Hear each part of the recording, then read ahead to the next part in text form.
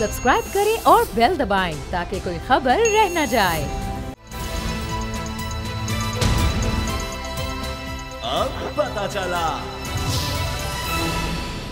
मौजूदा हुकूमत बड़ी मुश्किल में नज़र आ रही है और सीनियर सहाफ़ी अंसार बासी साहब ने भी इस हवाले से आगाह किया है कि मुशावरत भी की गई है और अब अगले 48 घंटे में ये हो सकता है कि या तो पेट्रोल की कीमतें बढ़ाई जाएं या असम्बलियाँ ही तहलील कर दी जाएं। वो ये कह रहे हैं कि बाखबर ज़राए इस बारे में बता रहे हैं क्योंकि हुकूमत बहुत ज़्यादा मुश्किल में है। और जो इजलास बुलाया गया इत्तेहादी रहनुमाओं का, उन्होंने भी कहा कि जी पेट्रोल नहीं बढ़ाना, जिनमें आसिफ ज़रदारी साहब और मौलाना फजलुर रहमान शामिल हैं।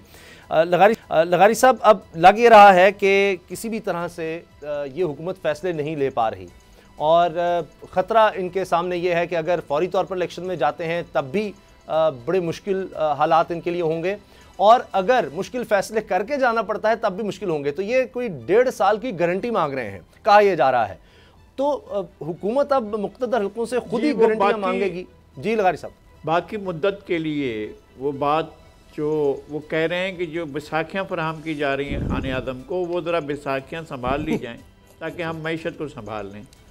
तो अभी लगता नहीं है कि बैसाखियाँ संभाली जा रही हैं या नहीं। मुझे नहीं पता इसके पीछे कौन सा मफाद पोशीदा है मुल्क का, जो ये हम रोज़ाना एक जलसा देख रहे हैं और उसके बाद हम एक लॉन्ग मार्च देखेंगे, फिर हम 20 लाख आदमी या 40 लाख आदमी देखेंगे। नतीजा क्या होगा? नतीजा तो अगले सेगमेंट में मैं बताऊंगा कि क्या होगा।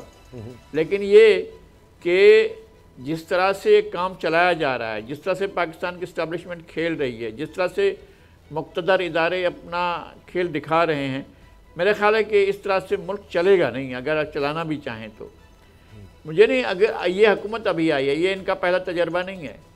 ये ऐसा नहीं है कि अमेरिका से डायरेक्ट भेजे गए हैं कि जनाब जाइए आप वहाँ जाकर हुकूमत कीजिए। ये पहले हुकूमत यहाँ कर चुके हैं। यहाँ पर 3 मरतबा इनकी हुकूमत बनी है और तीसरी चौथी मरतबा जनाब शहबाज शरीफ वज़ीर आला बनने के बाद, 3 मरतबा वज़ीर आला बनने के बाद चौथी बार ये वज़ीर आज़म आकर बने हैं जी। तो ना तो इनके लिए पाकिस्तान अजनबी नहीं या पाकिस्तान के लिए अजनबी नहीं। इन पर मुकदमात हैं, इन पर मुकदमात का फैसला होना चाहिए, ट्रायल होना चाहिए और एक शफाफ किस्म का ट्रायल और शफाफ प्रोसिक्यूशन होना चाहिए। हम इस बात के हक़ में हैं। और इसी तरह से महबूब नज़र के बारे में भी इसी तरह से होना चाहिए और मतलूब नज़र के लिए भी इसी तरह से होना चाहिए। तो अगर होता है तो ठीक है जी। अगर आप काम करने देना चाहते हैं तो करने दें, ना करना चाहें वापस दे दें इनको इक़्तिदार ताकि ये संभालें। मुझे नहीं लगता है कि इस वक्त पाकिस्तान को कोई संभाल सकेगा। पाकिस्तान इस वक्त जिन हालात में जा रहा है, जिस तरह से IMF ने दोहा में जो मुज़ाकरात हो रहे हैं, जिस तरह से वहाँ तलख़ी पैदा हो रही है, जिस तरह से वहाँ मुतालबात आ रहे हैं, जिस तरह से बातें की जा रही हैं, और वो कतरी शहज़ादा भी तमाशा देख रहा है जिसने एक ख़त लिख दिया था कि क्या हो रहा है पाकिस्तान के अंदर। और दोहा में ये हो रहे हैं मुज़ाकरात कि आपको कैसा पैकेज दिया जाए, आपके साथ किस तरह का सलूक किया जाए, वो मार दिया जाए या छोड़ दिया जाए, बोल तेरे साथ क्या सलूक किया जाए। अब मामलात यहाँ तक पहुँचे हुए हैं और हम अभी भी खेल में मसरूफ़ हैं। अगर इस्टेब्लिशमेंट ने ये खेल खेलना है तो फिर उसकी अपनी मर्ज़ी है और उसकी कीमत पाकिस्तान की इक़्तिसादी खुदमुख्तारी, अमलन खुदमुख्तारी जो है वो अब दाव पर है। आपकी मर्ज़ी है, जो चाहें करें। मेरा ख्याल ये है कि अगर इनको 4 दिन आप काम करने देते हैं, हटा ही दीजिएगा, लेकिन इनको 4 दिन काम करने दें, कुछ डिलीवर तो करें। ये लेकिन एक इंतहाई मोहतरम जी लगारी साहब, असल में अब आपकी बात दुरुस्त, लेकिन अब ये गारंटी किस तरह से दी जा सकती है? और वो तो 1.5 साल की गारंटी मांग रहे हैं। लेकिन अब नूरुल आरिफीन, आपको क्या लगता है गलती मौजूदा हुकूमत और मखलूत हुकूमत और ये सब पार्टियाँ, इतनी अहम बड़ी बड़ी और तजर्बाकार पार्टी, इनसे कहाँ हुई कि शहबाज शरीफ साहब को लगता था वो जाएंगे सऊदी अरब, UAE जाएंगे या चीन जाएंगे और कुछ पैकेज मिल जाएगा, वो नहीं हो सका क्योंकि खुर्रम हुसैन साहब सीनियर जर्नलिस्ट भी हैं, इकोनॉमिस्ट भी हैं। उन्होंने कहा, मैंने खुद पूछा कि जी आपको पता है आप किन हालात में आ रहे हैं, ये अदम एतमाद और ये सब हुकूमत में। शहबाज शरीफ ने कहा, जी बिल्कुल पता है, हमें सब्सिडी का मामला है, हम सब चीज़ें संभाल लेंगे, हमें ऑयल का भी पता है, इन्होंने सब्सिडी दी हुई है, कोई इनसे ढकी छुपी नहीं थी, मसाइल इनसे ढके छुपे नहीं थे, कहते हैं हमें सब पता है, हम संभाल लेंगे। तो फिर इनके साथ अब हो क्या गया है? जब इनको पता था हम संभाल लेंगे, तो ये तो नहीं है कि ये समझ रहे थे कि इमरान खान साहब खामोश होकर बैठ जाएंगे और पता नहीं क्या होगा। मिसकैलकुलेशन से कहाँ हुई? इनको लगता था IMF को हम किसी तरह से मना लेंगे। वो तो IMF के हवाले से कहते हैं कि जी बिल्कुल हम, मिफ्ता इस्माइल साहब का आज भी बयान है कि जी हम सारी बातें मानेंगे IMF की, हम यकीन दहानियाँ करवा रहे हैं उनको, लेकिन फिर वो जो कहते हैं IMF के जी पेट्रोल महंगा करो, बिजली महंगी करो, वो फिर करते भी नहीं है डर के, तो कुछ ये कर भी नहीं पा रहे। और रोजनामा औसाफ में जनाब लिखा हुआ है कि जी इसहाक डार साहब जो हैं उनको क्यों नहीं लाया गया, मिफ्ता इस्माइल से तो कुछ हो नहीं रहा। खुद नून लीग के रहनुमा ये कह रहे हैं कि जनाब मिफ्ता इस्माइल नातजर्बाकार हैं और इसहाक डार को लाना चाहिए था, बड़ी गलती हो गई, मरियम को आगे आना चाहिए था, परवेज रशीद साहब कहाँ हैं, ये लिखवाया जा रहा है। तो ये तो लगता है घर से कुछ मामला ऐसे हैं कि जैसे काम ही नहीं करने दिया जा रहा या वो कमज़ोर हो चुके हैं। कहाँ इनसे गलती हुई है? ये तो खैर हर खानवादे में, हर सियासी जमात में कहीं ना कहीं ये सारी चीज़ें मौजूद ज़रूर रहती हैं। फ़िलहाल नून लीग को इस पर ही शुक्र अदा करना चाहिए कि परवेज़ रशीद और मरियम जो है वो बैक बेंचर है।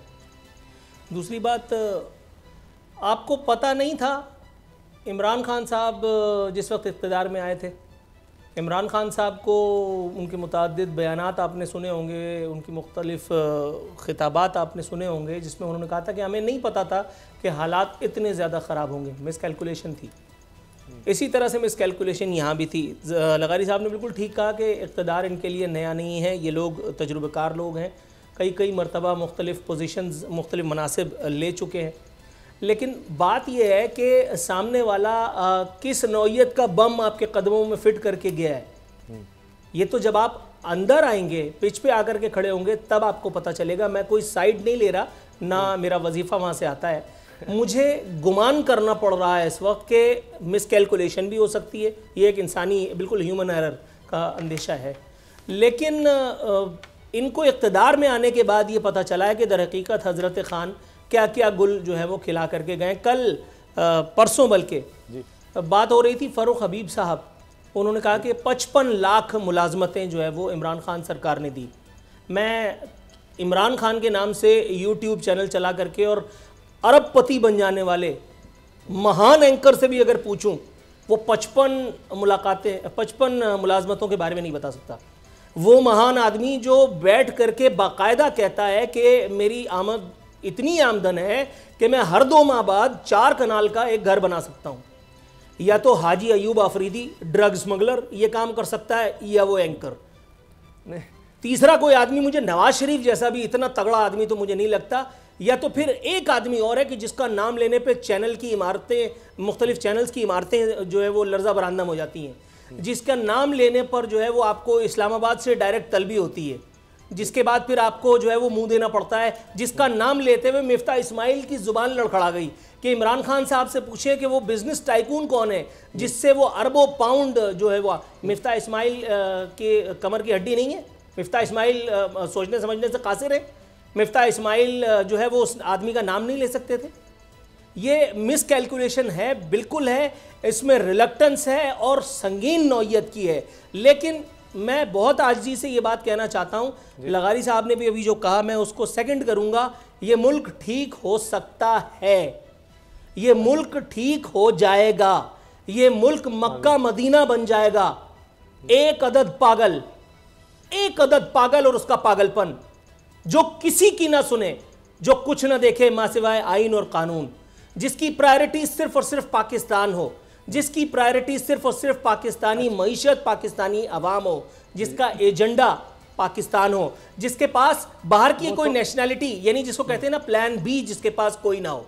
जी। मैं आर्नल्ड शिवाजनीगर की एक वीडियो देख रहा था, उसमें उसने प्लान बी, प्लान सी, इसकी डिस्ट्रक्शन पर फसी और बलीग एक लेक्चर दिया, और मैंने शुक्रिया अदा किया कि अल्लाह का शुक्र है कि मैं इतना ज़हीन नहीं हूं कि मैं प्लान बी और प्लान सी पर जाऊं। मैं एक ही काम करता हूं और वो भी तुन करके करता हूं, और उसके बाद फिर चाहे धमाका ही क्यों ना हो जाए, चले मैंने शुक्र अदा किया। अच्छा, अब आपने ये बात कर दी लगारी साहब, आपको नजर आता है कोई हुकूमत का मईशत के हवाले से कोई प्लान बी या प्लान सी जिसकी तरफ अब शायद शहबाज शरीफ साहब अगर कल कौम से खिताब करते हैं तो उस हवाले से वो बताएंगे, क्योंकि लग्जरी आइटम्स पर उन्होंने पाबंदी लगा दी है और कहा यह जा रहा है कि 6 अरब डॉलर उससे सालाना बचाया जा सकेगा, जिसमें जानवरों की कोई खुराक है जो बाहर से आती थी, यानी आप ज़ाहिर है कि वो बड़े अमीर लोग ही लेते होंगे, वो कोई आम खुराक नहीं है, वो यहाँ तो इंसानों को उस तरह की खुराक नहीं मिलती। कॉस्मेटिक्स हैं उसमें कुछ महंगी गाड़ियाँ हैं, उसमें इस तरह की दीगर चीज़ें हैं, मोबाइल फ़ोन्स हैं, तो इससे कहा जा रहा है 6 अरब डॉलर बचेंगे। कुछ तो इन्होंने किया, तो शहबाज शरीफ साहब कल कोई इस तरह के ऐलानात कर सकते हैं कि जी देखिए हम मईशत की बेहतरी के लिए कुछ करने लगे हैं, कोई प्लान बी सी हमारे पास है, IMF के अलावा भी कुछ है?